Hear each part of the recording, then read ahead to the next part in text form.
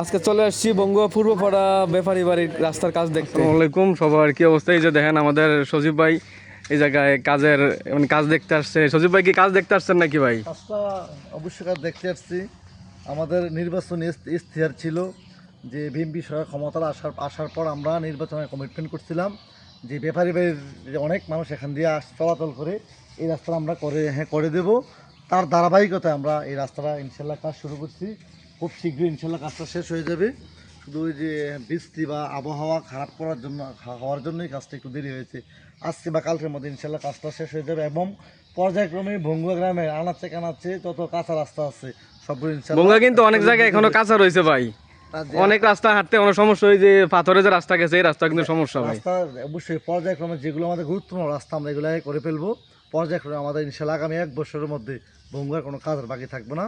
কারণ আমরা আমাদের যে কাজ আছে আমরা আমাদের জনাব মন্ত্রী মহোদয় জনাব ডাকাইত সুমন ভাইয়ের নিকটে আমরা অলরেডি আমাদের সকল প্রস্তাবনা আমরা পেশ করেছি।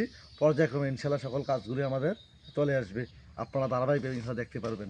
এই যে সজীব ভাই নিজে বলছে যে এটা নাকি সবগুলা বঙ্গ যত কাজ আছে সবগুলা টাকারিয়া তার সমান। আমাদের এমপি মহোদয় সাহেব নাকি এগুলা নিজে চেষ্টা করতেছে করার জন্য। আশা করি বঙ্গের মতো উন্নত আর কোনো জায়গায় হইব না।